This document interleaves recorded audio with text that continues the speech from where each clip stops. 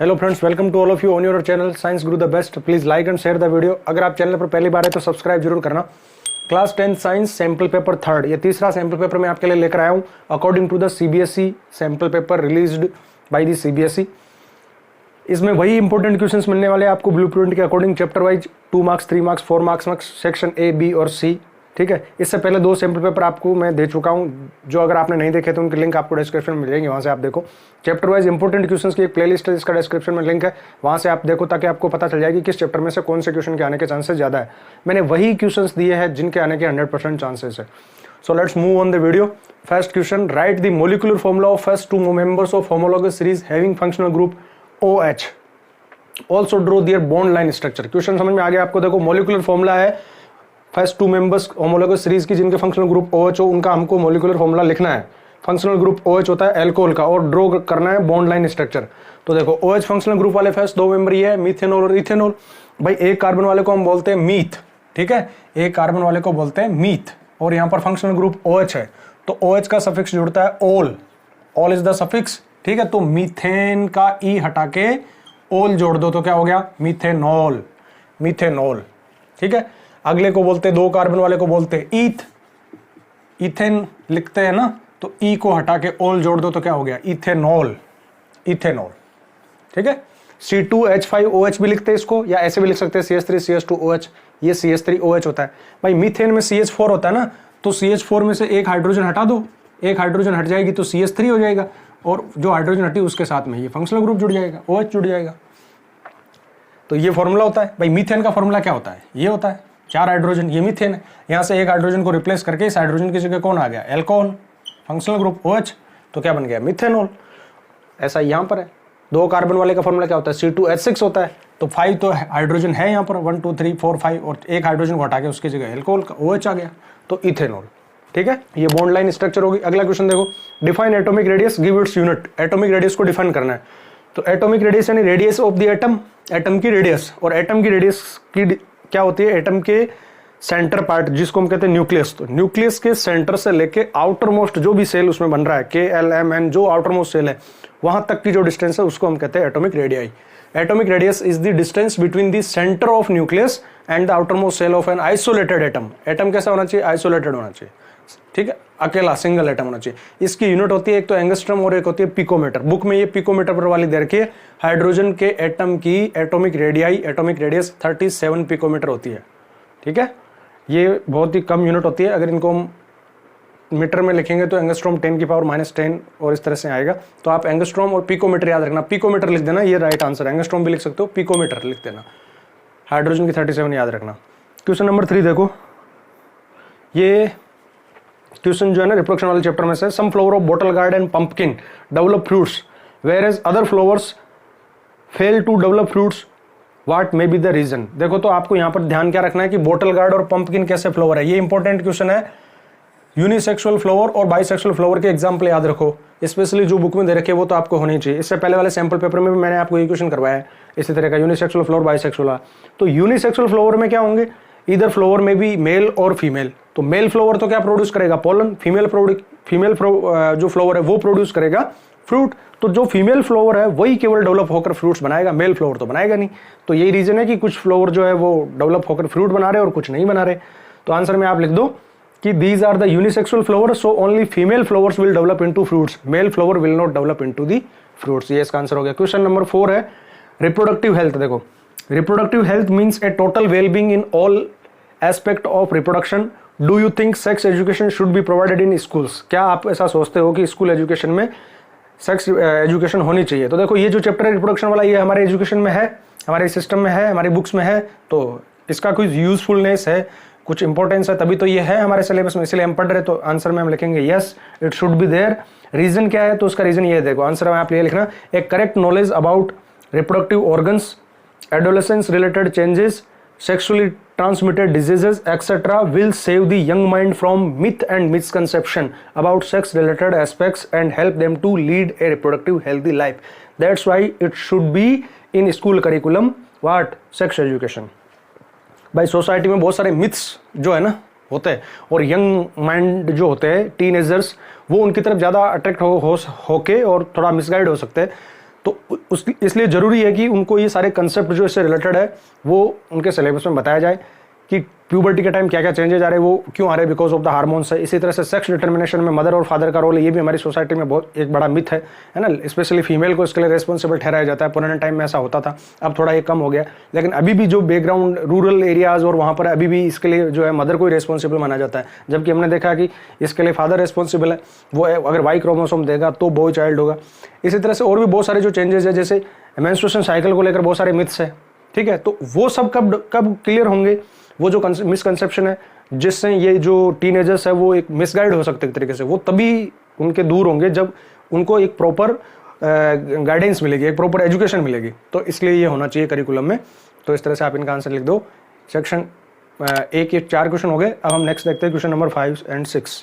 Question number 5 is how will you justify the selection of pea plant by Mendel for heredity experiment. ये question ऐसे भी पूछा जा सकता है कि why Mendel choose the pea plant. Important question है। तो इसमें आपको ये पॉइंट्स में इसका आंसर लिखना है कि पी प्लांट की वो कौन कौन से कैरेक्टरिस्टिक्स है जिसकी वजह से उसने अपने एक्सपेरिमेंट के लिए पी प्लांट का सिलेक्शन किया, ठीक है। तो ये कुछ पॉइंट्स मैंने लिखे, इनको देखो समझते हैं। सबसे पहले एनुअल प्लांट है, 3 और 4 है ना, 4 मंथ्स इसकी लाइफ स्पान होता है, तो हम 3 crops in 1 year can easily grown, 3 फसल एक साल में ले सकते हैं। Contrasting character 7 pair contrasting character easily visible, जैसे colour of pod, colour of flower, ठीक है, shape of pod, shape of seeds, colour of seeds, इस तरह से है। Easy hybridisation, we can easily cross breed, इसकी इस तरह से स्ट्रक्चर होती है फ्लावर की कि इजीली इसमें क्रॉस पॉलिनेशन किया जा सकता है। सेल फर्टिलिटी है ना, सेल फर्टाइल प्लांट्स होते हैं तो होमोजाइगस कंडीशन में इसकी एक जनरेशन से अगली जनरेशन में आराम से ले सकते हैं। High number of seeds can be produced. तो इसका आंसर लिखना कैसे, देखो इस तरह से लिखना है, जो आपके सामने ये इमेज है, इस तरह से इसका आंसर लिखना है। एनुअल प्लांट है, short life cycle, have to study large number of generation in shorter time. Second point में आपको लिखना है कॉन्ट्रास्टिंग करेक्टर में कि made analysis more convenient and reliable. Easy hybridisation, artificial cross pollination is quite easy due to large reproductive structures, it helped in cross pure plants with contrasting characters.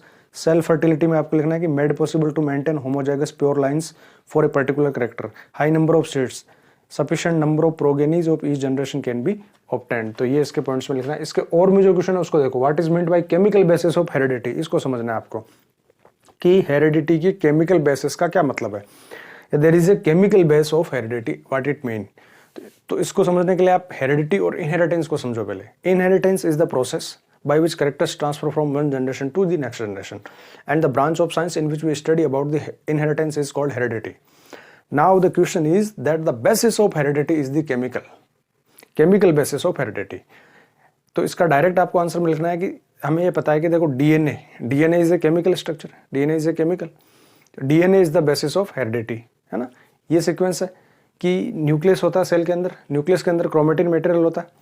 Chromatin material जब cell divide वाले stage में होते हैं तो thick हो जाता है, इसको हम कहते हैं क्रोमोसोम्स। क्रोमोसोम्स किसका बना होते हैं, क्रोमोसोम्स बने होते हैं डीएनए और हिस्टोन प्रोटीन के। डीएनए के स्पेशल सेगमेंट को हम कहते हैं जीन, और जीन के अंदर होते हैं कुछ कोड, और वो कोड डिसाइड करते हैं प्रोटीन फॉर्मेशन को। जीन में जो कोडेड इन्फॉर्मेशन होती है वही डिसाइड करती है कि वो जीन कौन सा प्रोटीन बनाएगा, and that protein is responsible for the phenotype of the individual. What will be the phenotype, what will the colour of, जैसे पी प्लांट में देखिए कि उसकी हाइट कितनी रहेगी, कलर क्या रहेगा, फ्लावर का, सीड का शेप कैसा रहेगा, ये सारी चीजें उस प्रोटीन से डिसाइड होती है जो प्रोटीन बनता है। तो इसका आंसर आपको इस तरह से लिखना है, देखो transmission of character from one generation to another is termed as heredity. Carrier of hereditary information are genes that are segment of DNA. DNA is a chemical compound that is the chemical basis of heredity. Chemically, each gene has a specific sequence of nucleotides which determine its functional property. और फिर आप ये लिख दो कि chromosomes, DNA, genes, protein, these proteins either functional or structural express phenotype of the individual. तो इस तरह से इसका आंसर लिखना है। Next question number 6। Next question number 6 is state the effect of magnetic field on the path of a moving charge particles. Effect of magnetic field on path of moving charge particle. कोई moving charge particle है तो उस पर magnetic field के effect को आपको बताना है। तो सीधा सीधा यहाँ पर आपको ये लेफ्ट हैंड रूल जो है ना वो यूज करना है, लेफ्ट हैंड रूल। अब लेफ्ट हैंड रूल में ये 3 चीजें हैं, फादर, मदर, चाइल्ड, ठीक है। Force, electromagnetic force, magnet and current. देखो ये मैग्नेटिक फील्ड की डायरेक्शन हो जाएगी। आपको मैग्नेटिक फील्ड के डायरेक्शन में कोई चार्ज पार्टिकल्स की मूवमेंट पर इफेक्ट बताना है, यानी फोर्स बताना है। तो देखो ये डायरेक्शन ऑफ करंट है, और direction of current charge particle या तो पॉजिटिव होगा या नेगेटिव होगा। तो डायरेक्शन ऑफ करंट क्या होती है, पॉजिटिव टू नेगेटिव। अगर वो चार्ज पार्टिकल पॉजिटिव है तो वो पॉजिटिव टू नेगेटिव यानी करंट के डायरेक्शन में जाएगा, और अगर वो नेगेटिव पार्टिकल है, इलेक्ट्रॉन है, तो वो opposite to the direction of current रहेगा। उस हिसाब से उस पर कौन सा फोर्स या किस डायरेक्शन में वो फोर्स पड़ेगा वो देखना है। होना क्या चाहिए, कंडीशन क्या है, तीनों परपेंडिकुलर होना चाहिए। अगर चार्ज पार्टिकल, मैग्नेटिक फील्ड है, ये दो चीजें होगी, मैग्नेटिक फील्ड और charge particle in direction of current, अगर ये दोनों एक दूसरे के परपेंडिकुलर है तो इस पर मैक्सिमम फोर्स होगा। अगर ये पैरेलल है तो no force.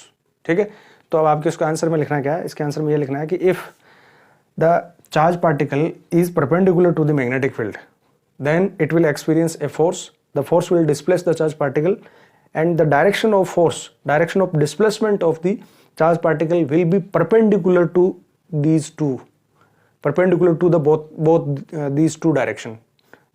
This direction of force, direction of displacement of charge particle will be perpendicular to the direction of magnetic field and perpendicular to the direction of movement of charge particles. ठीक है, अगर जैसे मान लो ये condition बन रही है, ये मैग्नेटिक फील्ड की डायरेक्शन है, ठीक है, नॉर्थ टू साउथ, ये मैग्नेटिक फील्ड के डायरेक्शन में रखना है इस फिंगर को। ये चार्ज पार्टिकल की डायरेक्शन हो जाएगी, जैसे मान लो ये पॉजिटिव चार्ज पार्टिकल है तो ये चार्ज पार्टिकल की डायरेक्शन होगी पॉजिटिव टू नेगेटिव, जो करंट की डायरेक्शन होती है, तो फोर्स की डायरेक्शन क्या होगी, आउटवर्ड द पेज, वो इस डायरेक्शन में डिस्प्लेस होगा। इसके और में जो क्वेश्चन है वो देखो, what is meant by magnetic field. Magnetic field की डेफिनेशन देनी है आपको। Magnetic field is the area और surrounding a magnet in which the force of magnet can be experienced, in which we can experience or we can detect the force of magnet। जैसे मान लो कोई magnet है, ये magnet है, तो इस magnet के सराउंडिंग में वह एरिया जिसमें हम इस मैग्नेट के फोर्स को डिटेक्ट कर सकते हैं, एक्सपीरियंस कर सकते हैं, that field is called magnetic field. Mention two parameter that are necessary to describe it. तो दो पैरामीटर है, magnitude of the magnetic field and direction. देखो मैग्नीट्यूड यानी कि कितना मैग्नीट्यूड है, क्योंकि ये वेक्टर क्वांटिटी है मैग्नेटिक फील्ड, ठीक है, तो यहाँ पर मैग्नीट्यूड और डायरेक्शन दोनों इन्वॉल्व होगी, तो आपको मैग्नीट्यूड बताना है। और मैग्नीट्यूड यानी स्ट्रेंथ, और स्ट्रेंथ की यूनिट होती है ओरस्टेड, ठीक है। और दूसरी चीज़ है डायरेक्शन, ये दो पैरामीटर हमको चाहिए। डायरेक्शन क्या होती है वो मैंने आपको बता रखा है, सन्नी साउथ टू नॉर्थ इनसाइड, और आउटसाइड क्या है NSO, north to south outward. ये if field lines of magnetic field cross at a point, what does it indicate. अगर दो मैग्नेटिक फील्ड लाइन किसी एक पॉइंट पे क्रॉस कर रही है तो ये क्या इंडिकेट कर रही है। जैसे ये एक मैग्नेटिक फील्ड लाइन है, ये दूसरी मैग्नेटिक फील्ड लाइन है, अगर ये दोनों एक दूसरे को यहाँ क्रॉस कर रही है तो व्हाट इट मीन। ये वही क्वेश्चन है, उसको घुमा के पूछ लिया थोड़ा सा कि why two magnetic field line never intersect, और यहाँ पर पूछ लिया कि वो इंटरसेक्ट कर रही है तो इसका मतलब क्या है। तो इसका मतलब ये है कि इस पॉइंट पर, जिस पॉइंट पर वो इंटरसेक्ट कर रही है, दो डायरेक्शन है और जो पॉसिबल नहीं है, ठीक है। तो इसके आंसर में आपको लिखना है if two magnetic field line crossed at a point, what does it mean, what does it indicate. It indicate that at that point, at the point of intersection there are two direction, that is not possible, that's why two magnetic field line never intersect each other. Next question number 7 और environment वाले chapter में से ये question है, आप देखो, out of the given food chain A, B and C which one has the minimum number of trophic level. Minimum number of trophic level किसमें है, तो देखो आप इसमें, जिसमें सबसे कम ऑर्गेनिज्म है, चेन A में है 3, चेन B में है 5 और चेन C में है 4, तो मिनिमम किसमें है, A में, तो इसका आंसर तो हो गया A। If in each food chain the same amount of energy is available to the plant, in which case will the organism at top of the food chain will get energy for survival. अगर plant level पे तीनों food chain ABC में same energy available है, मान लो 100 joule है, तो किस में टॉप लेवल वाले ऑर्गेनिज्म में मिनिमम एनर्जी रहेगी। देखो 10% लो आपको यहाँ पर यूज करना है। According to 10% law, only 10% energy will be transfer to the next trophic level from the previous one. तो जिसमें जितने ज़्यादा नंबर ऑफ ट्रॉपिक लेवल्स होंगे, लेसर एनर्जी और minimum energy will be available at the top of the trophic level, यानी जो top वाला उसमें कम से कम एनर्जी अवेलेबल रहेगी जिसमें जितने ज़्यादा ट्रॉपिक लेवल है। तो जो सबसे ज़्यादा ट्रॉपिक लेवल किसमें है, B में, तो मिनिमम एनर्जी कहाँ पर रहेगी, ईगल के पास में रहेगी, चेन B में, ठीक है। तो इसका आंसर देखो, ये इस तरह से आपको आंसर लिख देना है इसका। भाई पहले का आंसर तो ये हो गया, food chain A is minimum trophic level 3, और B का आंसर आपको लिखना है कि longer is the food chain, lesser the amount of energy at the top of the food chain, so in the food chain B which has 5 trophic level the energy available to eagle organism at the top will be minimum. तो ये हो गया हमारा section A। Now we will move to section B। Next section B, 3 marks question. Question number 8, explain the following. देखो 2 question पूछे आपसे यहाँ पर। Diamond is a covalent solid yet has a high melting point. Question B is diamond is use for making tools for cutting and drilling. दोनों diamond पर question पूछ लिए। देखो यहाँ पर है ना, ये जो बॉक्स में दे रखा है ना बुक में, हमें एलोट्रोप्स वाला कंसेप्ट वो क्लियर होना चाहिए। और आपको कार्बन के जो तीनों एलोट्रोप है इनको अच्छे से पढ़ के जाना, इन पे क्वेश्चन आ सकता है। डायमंड, ग्रेफाइट और फुलरिन, इन दोनों में डिफरेंस पूछा जा सकता है, ग्रेफाइट और इसमें डायमंड में। फुलरिन के बारे में एक्स्ट्रा कुछ 1 मार्क्स में कुछ पूछा जा सकता है, ठीक है। तो इनको अच्छे से पढ़ना है। एलोट्रोपी क्या होती है, एलोट्रोप्स क्या होते हैं, और इनकी प्रॉपर्टीज में कौन सी प्रॉपर्टी सिमिलर, कौन से डिफरेंसेस होती है, इसको थोड़ा ध्यान से समझ लो। क्वेश्चन का आंसर मैं आपको अभी बता रहा हूँ। सबसे पहले हम समझते हैं एलोट्रोप्स और एलोट्रोपी क्या होती है। देखो, एलोट्रोप्स का मतलब होता है existence of different forms of an element which have same chemical properties but have different physical properties. यानी कोई सी एलिमेंट के 2 या 2 से ज्यादा अलग अलग फॉर्म्स में उसका एक्सिस्ट होना, पाया जाना, जिनकी फिजिकल उन फॉर्म्स की फिजिकल प्रॉपर्टी डिफरेंट होगी, केमिकल प्रॉपर्टी सिमिलर होगी। क्योंकि ये तीनों कार्बन की एलोट्रोप है, तो कार्बन है, केमिकली कार्बन है, तो केमिकल प्रॉपर्टीज तो सिमिलर है, लेकिन फिजिकल प्रॉपर्टीज अलग अलग होती है। फिजिकली देखो, ये hardest substance found in the nature है और ये सॉफ्ट है, ठीक है। और ये गुड कंडक्टर ऑफ इलेक्ट्रिसिटी है और ये बैड कंडक्टर ऑफ इलेक्ट्रिसिटी है। तो फिजिकल प्रॉपर्टीज में डिफरेंसेस है ना। अब क्वेश्चन ये बनता है कि why there is a difference in physical properties of the diamond and graphite, और why there is a difference in physical properties of the allotropes. तो उसका रीजन है because there is a difference in manner of bonding of carbon atoms. इनके carbon atom की जो bonding में difference है, उनकी वजह से इनकी फिजिकल प्रॉपर्टीज डिफरेंस होती है। और वो डिफरेंस क्या है, ये देखो आप, डायमंड में एक कार्बन 4 सिंगल बॉन्ड से दूसरे कार्बन एटम से बॉन्डेड होता है, यानी एक कार्बन एटम 4 अलग अलग कार्बन से सिंगल बॉन्ड पाया जाता है, सिंगल बॉन्ड से बॉन्डेड रहता है। जबकि ग्रेफाइट में एक कार्बन जो है ना 3 कार्बन से ही बॉन्डेड रहता है और एक कार्बन के साथ में वो डबल बॉन्ड बनाता है, ठीक है। तो ये तो हो गया एलोट्रोप्स और एलोट्रोपी। अब थोड़ा सा डायमंड, ग्रेफाइट और फुलरिन को हम समझ लेते हैं, ये क्या चीज है। देखो, इन पर ये क्वेश्चन आता है, इनकी स्ट्रक्चर को देखते हैं। सबसे पहले देखो, इसकी स्ट्रक्चर जो होती है ना वो ऑक्टागोनल स्ट्रक्चर होती है, रिजिड 3 डायमेंशनल स्ट्रक्चर होती है, 3D, ये ध्यान रखना, 3 डायमेंशनल स्ट्रक्चर होती है। और ये एक ही प्लेन में ड्रॉ कर सकते हैं हम इसको, ये 2 डायमेंशनल स्ट्रक्चर है। ये फुलरिन भी 3 डायमेंशनल है। तो 2 डायमेंशनल कौन हुआ, ये ग्रेफाइट। 3 डायमेंशनल कौन हुआ, ये। यानी इसका एक फेज जो है वो पीछे की साइड में रह जाएगा, हमको दिखेगा नहीं, जबकि इसको एक ही प्लेन में हम देख सकते हैं, ठीक। और ये हार्डेस्ट सब्सटेंस है। अब यही क्वेश्चन है यहाँ पर कि diamond is covalent solid yet has a high melting point. इसका हाई मेल्टिंग पॉइंट क्यों होता है, क्योंकि हाई मेल्टिंग और बॉइलिंग पॉइंट तो आयनिक कंपाउंड का होना चाहिए। Covalent compound have low melting point, low boiling point. But carbon में जो डायमंड है ये भी कोवलेंट कंपाउंड है, कार्बन कोवलेंट कंपाउंड फॉर्म करता है, तो फिर इसका मेल्टिंग पॉइंट हाई क्यों है। तो उसका रीजन ये है कि इसकी structure, the 3 dimensional rigid structure, because of the 3 dimensional rigid structures the carbon atoms are bonded strongly. इस स्ट्रक्चर की वजह से, इसकी एक ऐसे स्ट्रक्चर होने की वजह से ये इस तरह से होता है। तो इसका आंसर मैं आपको बता दूंगा, पहले हम डिफरेंसेस को थोड़ा सा देख लेते हैं। अब ग्रेफाइट के स्ट्रक्चर देखो तो हेक्सागोनल और लेयरी स्ट्रक्चर होती है, लेयर्स बनती है, एक लेयर के ऊपर दूसरी लेयर, ऐसे लेयरी स्ट्रक्चर बनती है, ठीक है, इस तरह से। और यहाँ पर आप देखो, एक कार्बन जो है ना 4 कार्बन से बॉन्डेड रहता है। जैसे ये एक यहाँ पर है, एक यहाँ पर है और एक यहाँ पर है। तो ये वाला कार्बन 1, 2, 3 और एक ये इससे। इसी तरह से सब सारे कार्बन, जैसे ये कार्बन है तो 1, 2, 3 और एक ये 4, हर कार्बन 4 कार्बन एटम से इस तरह से बॉन्डेड होता है। और यहाँ पर एक कार्बन 3 कार्बन एटम से ही बॉन्डेड होता है। जैसे ये कार्बन है तो एक यहाँ पर, ये कार्बन 1 और एक यहाँ पर 2 और ये तीसरा यहाँ, ऐसे इससे लेयर स्ट्रक्चर होती है। ये जस्ट इसके नीचे है लेयर, एक लेयर है, इसके ऊपर नीचे दूसरी लेयर है, तो इस तरह से। अब ये वाला कार्बन अगर हम लेते हैं तो देखो, ये 1, 2 और एक ये थर्ड इससे ऐसे। ये कार्बन अगर हम लेते हैं तो ये एक कार्बन यहाँ इससे जुड़ेगा, दूसरा इससे जुड़ेगा और तीसरा ये इससे जुड़ेगा, ऐसे इस तरह से, ठीक।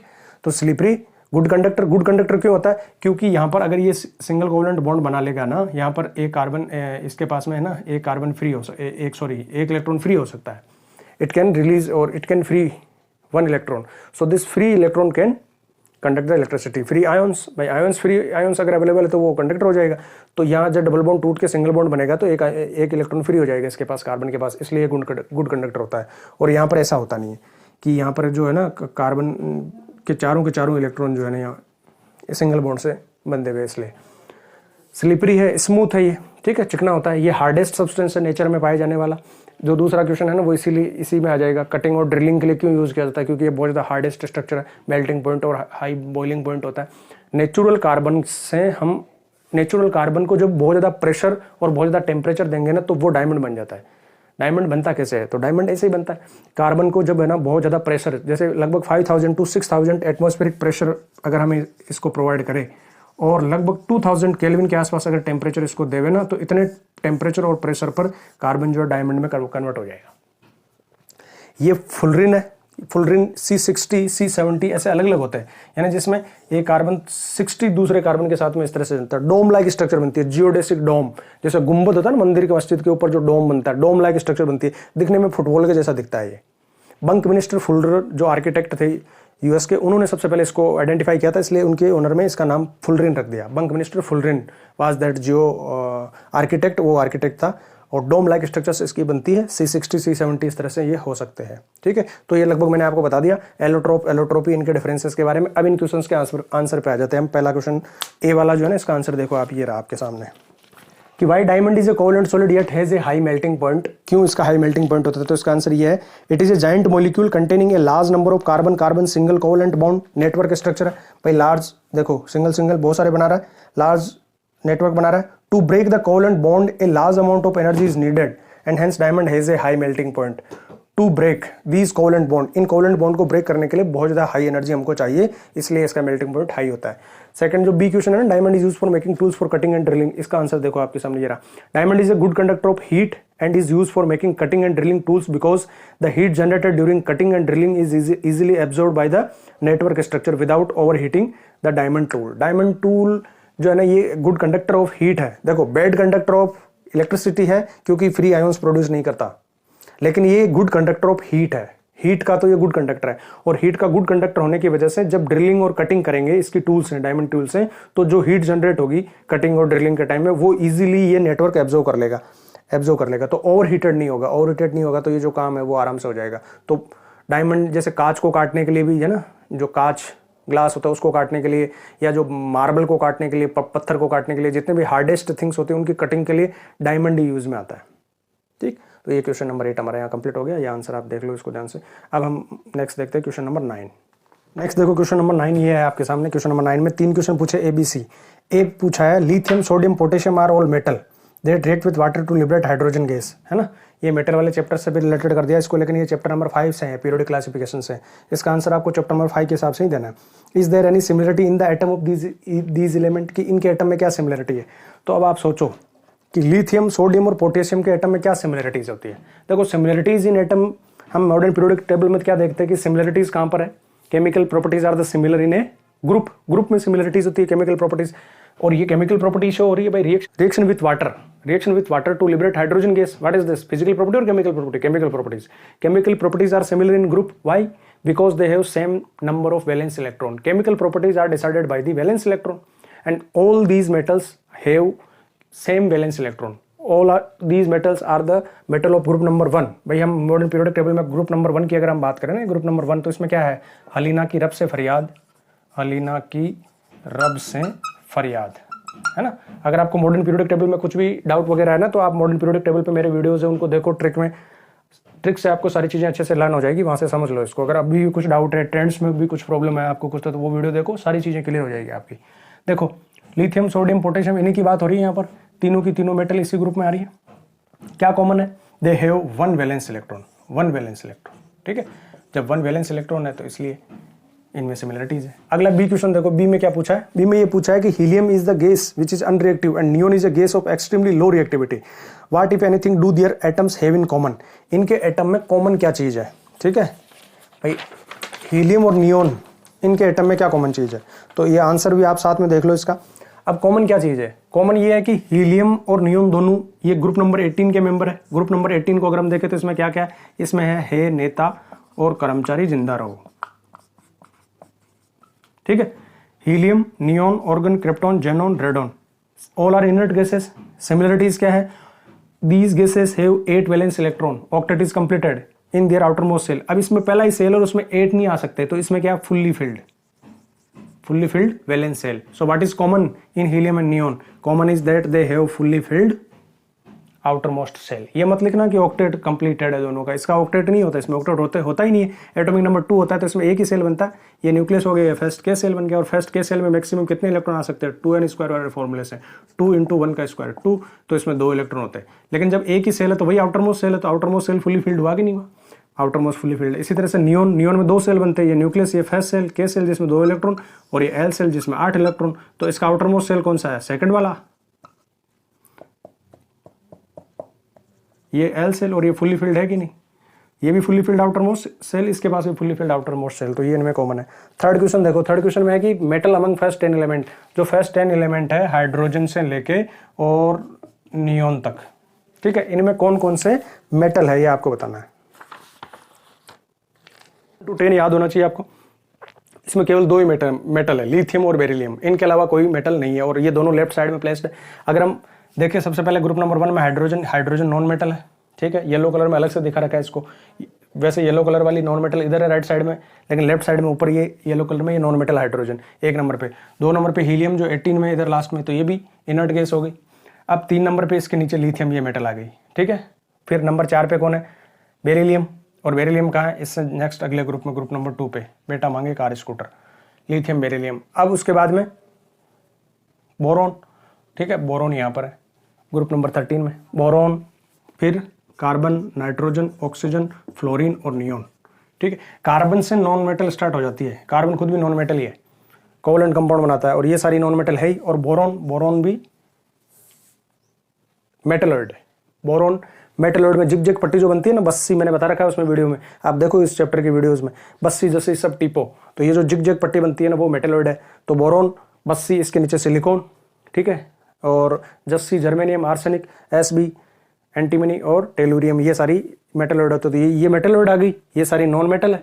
और तो मेटल कौन सी हुई, ये केवल 2 ही हुई, ये हाइड्रोजन नॉन मेटल है, ये इनर्ट गैस है, तो 2 ही मेटल है, लिथियम और बेरिलियम। चॉइस में आपको एक क्वेश्चन पूछा जो ये है, देखो आपकी स्क्रीन के सामने ये क्वेश्चन है, क्वेश्चन नंबर 8 और वाला, based on the group valency of element right the molecular formula of the following compound giving justification for each. आपको मॉलिक्यूलर फॉर्मूला लिखना है, 3 क्वेश्चन है और जस्टिफिकेशन भी देना है।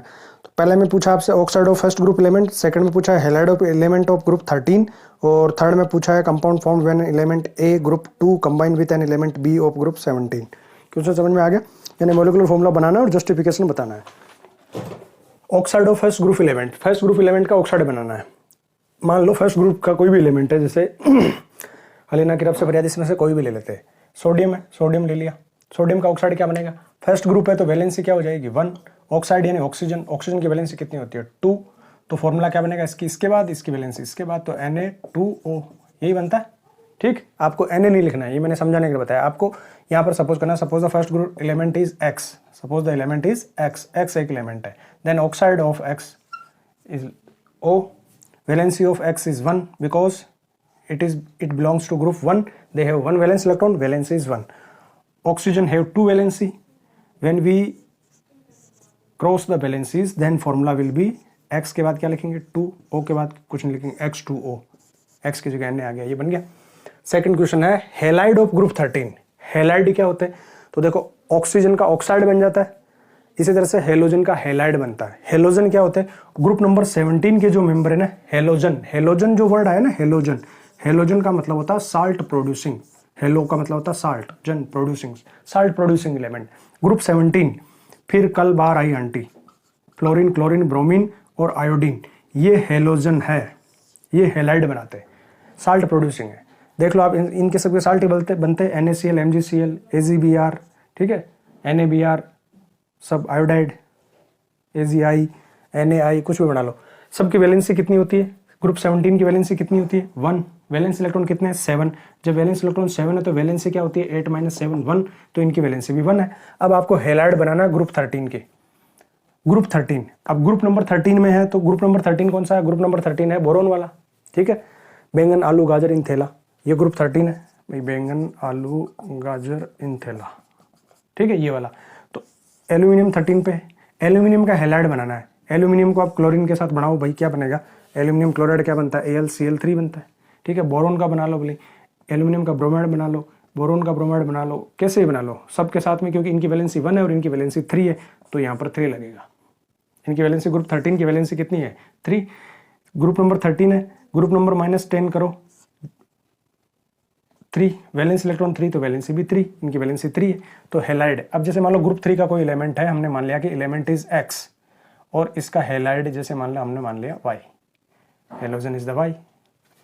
अब इसकी वैलेंसी तो होती है 1 हेलोजन की, तो और ग्रुप 13 के मेंबर की वैलेंसी होती है 3, तो फॉर्मूला क्या बन गया, X के बाद 1 लिखने की जरूरत नहीं और Y के बाद 3, XY3। जैसे हमने यहाँ बनाया AlCl3, ठीक है, BF3, और ये ले लो गैलियम का ले लो, इसका ले लो, किसी का भी ले लो आप, इस तरह से। अगला क्वेश्चन पूछा कि वो कंपाउंड जब ए जो ग्रुप नंबर 2 का है अगर कंबाइन करे ग्रुप नंबर 17, तो ग्रुप नंबर 17 तो यही है, फ्लोरीन, क्लोरीन, ब्रोमीन, आयोडीन। और ग्रुप नंबर 2 में कौन है, बेटा मांगे कार स्कूटर, है ना, ये वाला ग्रुप है ग्रुप नंबर 2, मैग्नीशियम वाला। ठीक, ग्रुप 2 वाले को आपको ग्रुप 17 के साथ में करना है, तो ग्रुप 2 वाले की वैलेंसी हो जाएगी 2। जैसे मान लो मैग्नीशियम ले लिया हमने ग्रुप 2 का, तो ये मैग्नीशियम वैलेंसी 2।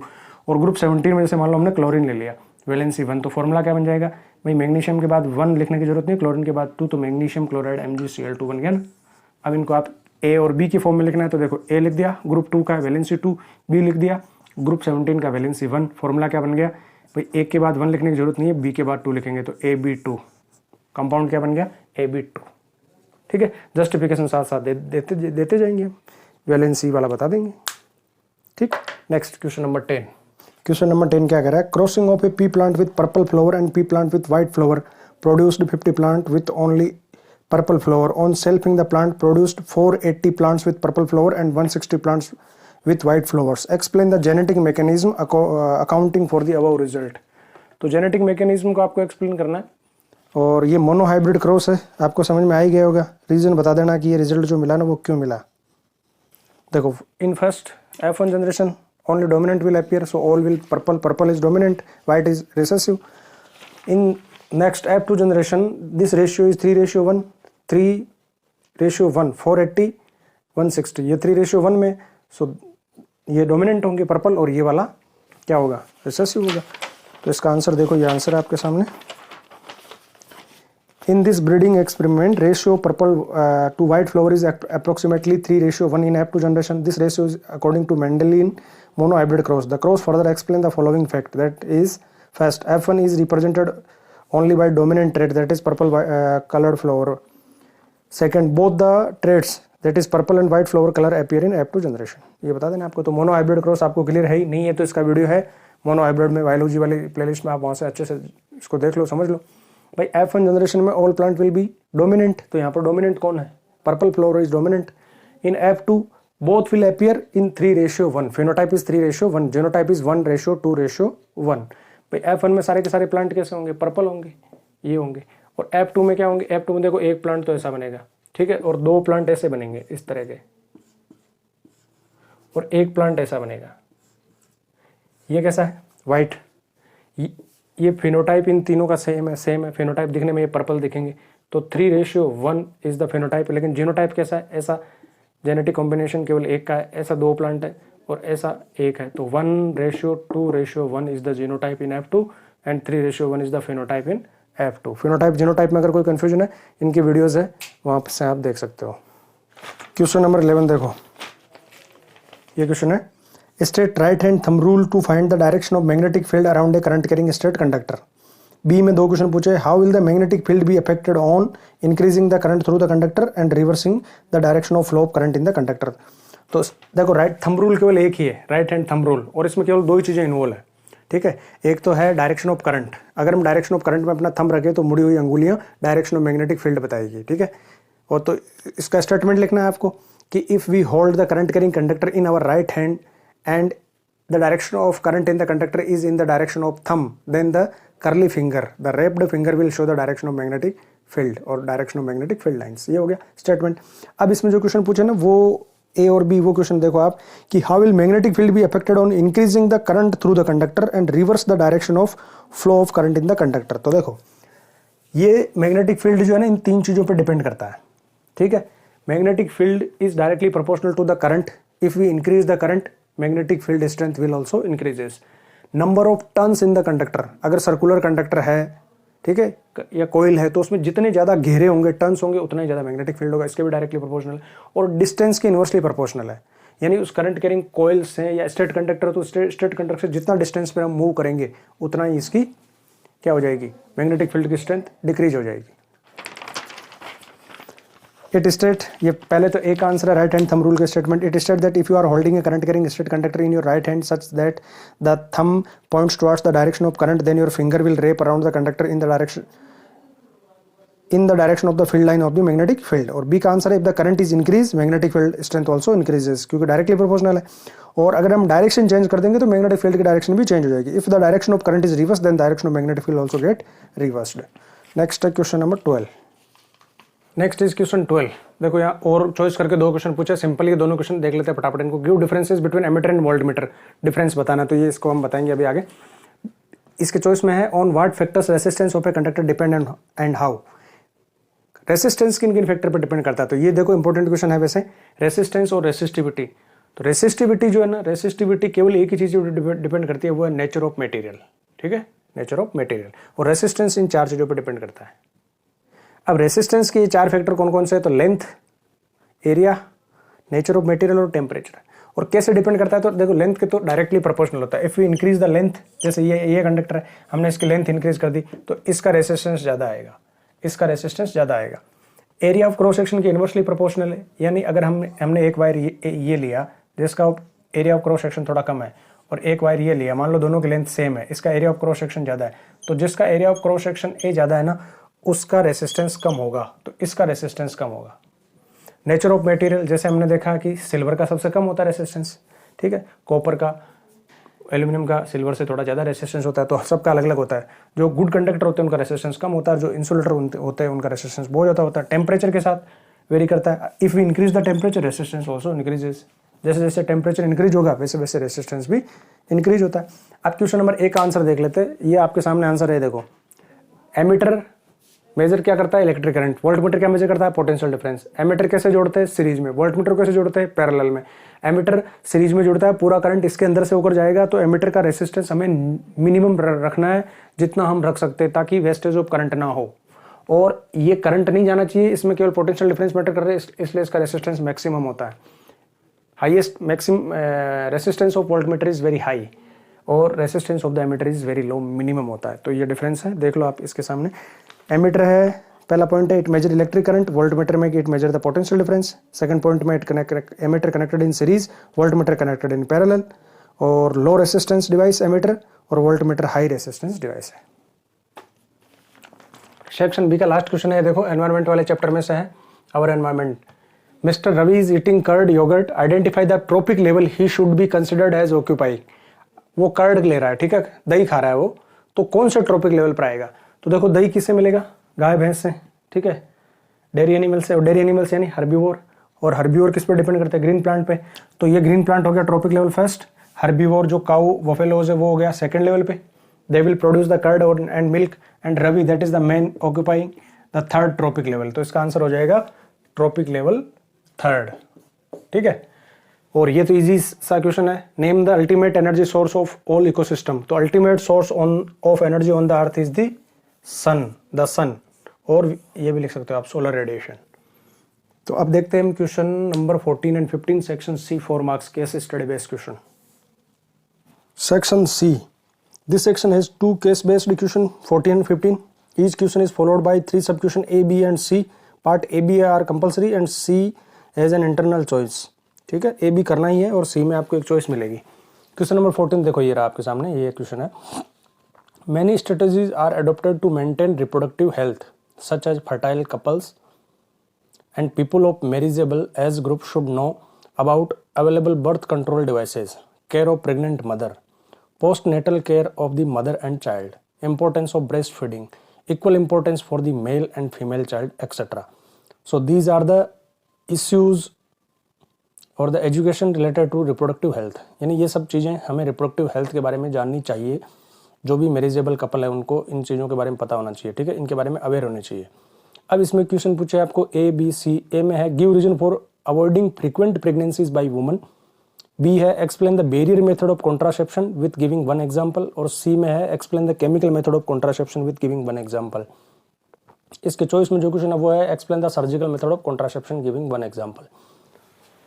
अब इनके आंसर देखो 1 by 1. क्वेश्चन ए है give reason for avoiding frequent pregnancies by woman. Why woman avoid frequent pregnancies. ठीक है, तो इसका आंसर ये है, देखो, having pregnancies too frequently and giving child birth at quick succession reduce mother's health and vitality and cause mental strength. Health of children is also affected due to nutritional deficiencies. That's why woman avoid frequent pregnancies. भाई frequent यानी बार बार या जल्दी जल्दी pregnancies को avoid करना चाहिए, और ऐसा करते भी है, इसके लिए बहुत सारे मेथड्स हैं। तो ऐसा क्यों करते हैं, why frequent pregnancies are avoided, क्यों अवॉइड करनी चाहिए? क्योंकि इसलिए अवॉइड करनी चाहिए कि इससे एक तो अगर क्विक सक्सेशन में वो अगर बर्थ होगा चाइल्ड का, तो उससे मदर की हेल्थ एडवर्सली अफेक्ट होगी, उसको मेंटल स्ट्रेन होगा, जो चाइल्ड होगा वो भी अफेक्ट होगा, उसको न्यूट्रिशनल डेफिशिएंसी होगी, है ना, मेल न्यूट्रिशस बर्थ हो सकता है चाइल्ड का। तो इसलिए जैसा है ना, इसके लिए सबसे सूटेबल तो ये है कि 2 सक्सेसिव बर्थ के बीच में है ना 3 ईयर गैप होना चाहिए, 3 ईयर का इंटरवल होना चाहिए। 3 साल के बाद ही सेकंड जो बर्थ है बच्चे का वो होना चाहिए, कम से कम 3 साल। बी क्वेश्चन है, explain the barrier method of contraception, और एक एग्जांपल देना। बैरियर मेथड, देखो आंसर है barrier method, these are the physical devices to prevent the entry of sperm into the female genital tract during copulation. यानी वो ऐसी physical devices जो prevent कर दे स्पर्म को फीमेल जेनिटल ट्रैक्ट में एंट्री करने से। They also protect against sexually transmitted disease, STD को भी ये प्रिवेंट करती है। जैसे एग्जाम्पल हम यहाँ लिख देंगे condom. Condom are the thin, strong rubber sheet used by men to cover the erect penis. It is simple but effective and widely used contraceptive that has no side effect. It check pregnancy by preventing deposition of semen in the vagina. C question में है, explain the chemical method of contraception. तो इसमें oral पिल जो आ जाएगी वो है, कुछ injection में टाइप में भी होते हैं, कुछ जेली में, कुछ पेस्ट टाइप में होते हैं। तो इसका आंसर देखो, chemical method, some common chemical like foam tablets, jellies, paste, cream and sperm and spermicides are used by female. These are placed in vagina. These chemicals adhere to the mucous membrane and immobilize and kill the sperm. These generally kill the sperm. अब इसकी choice में जो question है उसमें आपको surgical method of contraception को बताना है। तो 2 सर्जिकल मेथड होते हैं, एक वेसेक्टोमी होता है, एक ट्यूबेक्टोमी होता है। वेसेक्टोमी में सर्जिकल ऑपरेशन करके जो वास्ट डिफरेंस है उसको कट किया जाता है, और वो मेल में होती है वेसेक्टोमी, क्योंकि वास्ट डिफरेंस है किसमें होती है, मेल में। तो वेसेक्टोमी मेल में मेथड हो गया, सर्जिकल मेथड हो गया। और ट्यूबेक्टोमी यानी ट्यूब, कौन सी ट्यूब, ओवी ट्यूब, ओविडक्ट, ये फीमेल में होती है, तो ट्यूबेक्टोमी हो गई फीमेल में। देखो surgical method include vasectomy and tubectomy. Vasectomy is a small surgical operation performed in male. It involve removal of a small portion of the sperm duct और vast difference by surgical operation. The two cut and are then ligated tied with thread and this prevent the sperm from coming out. ठीक है। और tubectomy जो होती है वो female में होती है। Tubectomy is done in female where oviduct are cut and are tied with threads, therefore passage of ova is prevented. तो इनको कट करके जो कटे हुए दोनों एंड होते हैं उनको टाई कर देता है, बांध दिया जाता है, जैसे स्पर्म और एग जो है वो रिलीज आउट नहीं होते। तो ये सर्जिकल मेथड है। इस तरह से क्वेश्चन नंबर 14 हो गया। अब हम देखते हैं क्वेश्चन नंबर 15। क्वेश्चन नंबर 15 देखो ये आपके सामने है। Several resistors may be combined to form a network. The combination should have two endpoints to connect it with a battery or other circuit element. When the resistors are connected in series, the current in each resistance is same, but the potential difference is different in each resistor. When the resistors are connected in parallel, the voltage drop across each resistance is same, but the current is different in each resistor. यानी कि series में current same रहता है, potential difference different होता है, और parallel में potential difference same रहता है और करंट अलग अलग होता है, डिफरेंट होता है। Now consider the following electric circuit and answer the following questions. ये सर्किट है जो आप देख रहे हो, ये है। इसमें R1 जो है ना ये शॉर्ट है, R1 जो रेसिस्टर है वो शॉर्ट है, यानी कि वो कंप्लीट नहीं है, तो R1 में से करंट फ्लो नहीं होगा, ये ध्यान रखना है बस, बाकी कुछ नहीं है इसमें, सिंपल ही है। अब ये जो क्वेश्चन पूछे ना वन बाय वन इनको देखते हैं। बताओ which two resistors are connected in parallel. देखो सबसे पहला काम हमें करना है आई को डिस्ट्रीब्यूट करना है, करंट को, तो सीरीज और पैरेलल का पता चल जाएगा। देखो करंट यहाँ से निकला पॉजिटिव टर्मिनल से, यहाँ से आया सेम करंट, मान लो कि वो टोटल करंट आई है जो सर्किट में फ्लो हो रहा है, वही आई करंट इसमें से जा रहा है। जिनमें सेम करंट जाएगा वो सीरीज में, और जिनमें करंट अलग अलग जाएगा वो पैरेलल में होंगे। यहाँ पर भी आई करंट है तो ये सीरीज में सेम करंट जा रहा है। यहाँ देखो इस पॉइंट पर सबसे पहले करंट डिवाइड हो गया, तो कुछ करंट ऊपर इधर चला गया और कुछ करंट आगे इधर चला गया। चलो इधर जो गया उसको करंट को हमने नाम दे दिया I2, और इधर जो गया उसको नाम दे दिया I3। तो इसमें से जो करंट जाएगा वो कौन सा होगा, I3। इसमें से जो करंट जाएगा वो कौन सा हो गया, I2।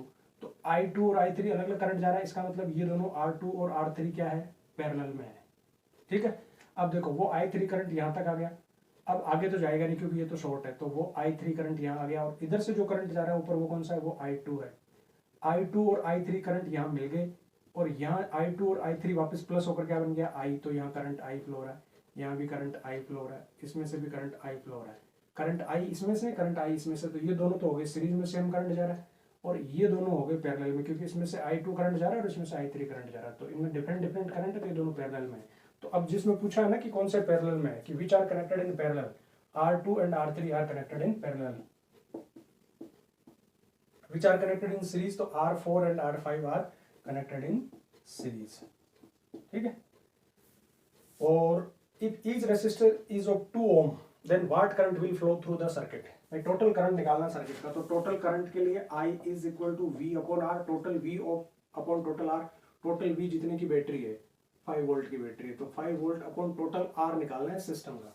तो सबसे पहले देखो जो सिस्टम है उसको सोल्व करो, तो सिस्टम यहाँ पर ये है पैरेलल में, R2 और R3 दोनों पैरेलल में है, तो पहले पैरेलल का हम निकाल लेते हैं इक्विवेलेंट, दोनों 2 ओम के हैं, सारे 2 ओम के हैं, तो पैरेलल में 2 ओम से कितना हो जाएगा 1 + 2 1/2 + 1/2, ठीक है, कितना हो गया 1/2 हो गया 1 + 1 2/2 यानी कि 1 ओम, यानी ए दोनों रिप्लेस होकर इनकी जगह एक ही आ जाएगा और वो कितने का होगा, वो 1 ओम का होगा। तो हमने यहाँ पर लगा दिया, इन दोनों की जगह एक ही लगा दिया और वो हो गया 1 ओम का, ठीक है, ये 1 ओम वाला हो गया। अब बताओ इसमें से भी वही करंट जाएगा, तो अब तीनों के तीनों सीरीज में हो गए, तो ये 2 ओम, ये भी 2 ओम और ये 1 ओम, तो 2 + 2 + 1 5 है ना, तीनों सीरीज में है, तो सीरीज में क्या होता है R1 + R2 + R3, ठीक है, R1 R2 एक को आप ये मान लो RP मान लो, तो यहाँ R1 की जगह RP हो जाएगा जो सिस्टम था, बाकी ये दोनों है ही, तो ये तो हो गया 1 ओम, ये हो गया 2 ओम और ये भी हो गया 2 ओम, तो 2 + 2 4 + 1 5 ओम हो गया, तो 5/5 1 ampere current, 1 ampere is the current, ठीक। अब इसके और में इक्वेशन और है, वो देखो आप, ये है deduce the expression for equivalent resistance of the parallel combination of 3 resistor R1 R2 R3, आपको डिराइव करना है एक्सप्रेशन, इक्विवेलेंट रेजिस्टेंस की एक्सप्रेशन जब पैरेलल में हो, तो पैरेलल में आ जाएगा 1/RP is equal to 1/R1 + 1/R2 + 1/R3, कैसे आया, ठीक है, तो ये देखो ये आपको सामने आंसर है, इसके हिसाब से हमें निकालना है, ये हमें आता ही है, जो चीज डिफरेंट है ना उससे स्टार्ट करनी है आपको। पैरेलल में क्या चीज डिफरेंट रहती है, I और V में से I डिफरेंट रहती है पैरेलल में, current is different in through the resistor, भाई I1 I2 I3 इस तरह से होता है पैरेलल में V तो सेम रहता है, तो I से स्टार्ट करो आप, टोटल I से स्टार्ट करो, है ना, तो I से स्टार्ट करो, तो I1 I2 I3 से स्टार्ट करो, तो I1 क्या हो जाएगा V1 अपॉन R1, अब V तो सेम रहेगा, तो V1 V2 V3 की जगह हम V लिख देंगे केवल, और R upon R1 + R2 + R3, फिर कॉमन ले लेंगे V कॉमन ले लेंगे, तो क्या आ जाएगा 1/RP + 1 equal to 1/R1 + 1/R2 + 1/R3। अगर ये आपको नहीं आ रहा है तो इस चैप्टर की जो वीडियोस है ना, वहाँ से आप देखो सीरीज और पैरेलल में किस तरह से डिराइव करना है, वहाँ पर मैंने पूरा डिटेल से समझा रखा है इसको, तो आप वहाँ से भी इसको देख सकते हैं, ठीक है। तो इस तरह से ये सैम्पल पेपर हो गया, टोटल 15 क्वेश्चन हमने कर लिए, ABC 3 सैम्पल पेपर हो गए, नेक्स्ट 4th लेकर आ रहा हूँ बहुत जल्दी। लाइक जरूर करना है, सब्सक्राइब करना चैनल को, अगर आप चैनल पर नए हो तो अपने फ्रेंड्स के साथ में शेयर करो ये सैम्पल पेपर, ताकि उनको भी क्वेश्चंस अच्छे क्वेश्चंस ये जो है वो मिल जाए, उनके तैयारी भी अच्छी हो जाए, तो आप उनको भी हेल्प करिए। ज़्यादा से ज़्यादा सब्सक्राइब करने के लिए बोलिए अपने फ्रेंड्स को भी चैनल को, ताकि मुझे मोटिवेशन मिलता रहे और मैं इसी तरह से नए वीडियो आपके लिए लेकर आता रहूँ, ठीक है। तो मिलते हैं अगले सैम्पल पेपर में।